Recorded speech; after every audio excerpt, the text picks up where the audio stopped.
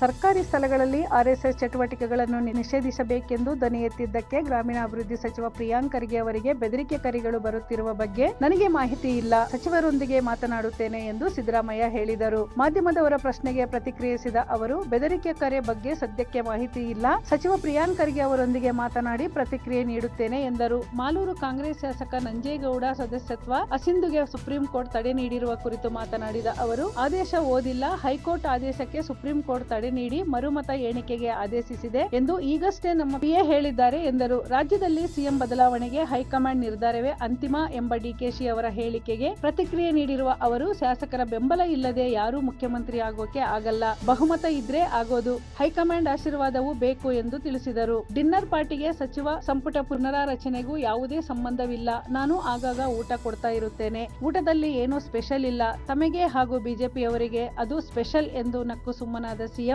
November ಕ್ರಾಂತಿ ವಿಚಾರ ಪ್ರಸ್ತಾಪಿಸಿ ಯಾವ ಕ್ರಾಂತಿನೂ ಇಲ್ಲ, ಭ್ರಾಂತಿನೂ ಇಲ್ಲ ಎಂದು ಹೇಳಿದ್ದಾರೆ. ಆರ್ಎಸ್ಎಸ್ನವರ ಕಾರ್ಯಕ್ರಮಕ್ಕೆ ಸರ್ಕಾರಿ ಜಾಗ ಬಳಸಿಕೊಳ್ಳದಿರುವಂತೆ ಪ್ರಿಯಾಂಕ್ ಖರ್ಗೆ ಬರೆದಿರುವ ಪತ್ರದ ಬಗ್ಗೆ ಪ್ರಸ್ತಾಪಿಸಿ, ಪ್ರಿಯಾಂಕ್ ಖರ್ಗೆ ಪತ್ರ ಬರೆದಿದ್ದಾರೆ, ಪರಿಶೀಲಿಸಿ ಸೂಕ್ತ ಕ್ರಮ ಕೈಗೊಳ್ಳುವಂತೆ ಚೀಫ್ ಸೆಕ್ರೆಟರಿಗೆ ಸೂಚಿಸಿದ್ದೇನೆ, ತಮಿಳುನಾಡಿನಲ್ಲಿ ಯಾವ ರೀತಿ ಕ್ರಮ ಕೈಗೊಂಡಿದ್ದಾರೆ ಆ ರೀತಿ ಕ್ರಮ ಕೈಗೊಳ್ಳಿ ಎಂದು ಪರಿಶೀಲಿಸುವಂತೆ ಸೂಚಿಸಿದ್ದೇನೆ ಎಂದು ಹೇಳಿದರು. ವಾಲ್ಮೀಕಿ ಸಮಾಜದವರಿಗೆ ಸಚಿವ ಸ್ಥಾನ ಕೊಡಬೇಕೆಂಬ ವಿಚಾರಕ್ಕೆ ಪ್ರತಿಕ್ರಿಯಿಸಿ, ಸರ್ಕಾರ ಅವರನ್ನು ತೆಗೆದುಹಾಕಿಲ್ಲ, ಅವರೇ ರಾಜೀನಾಮೆ ಕೊಟ್ಟಿದ್ದಾರೆ, ಮುಂದಿನ ದಿನಗಳಲ್ಲಿ ಸಂಪುಟ ಪುನಾರಚನೆ ವೇಳೆ ಅವಕಾಶ ಕೊಡೋಣ ಎಂದರು.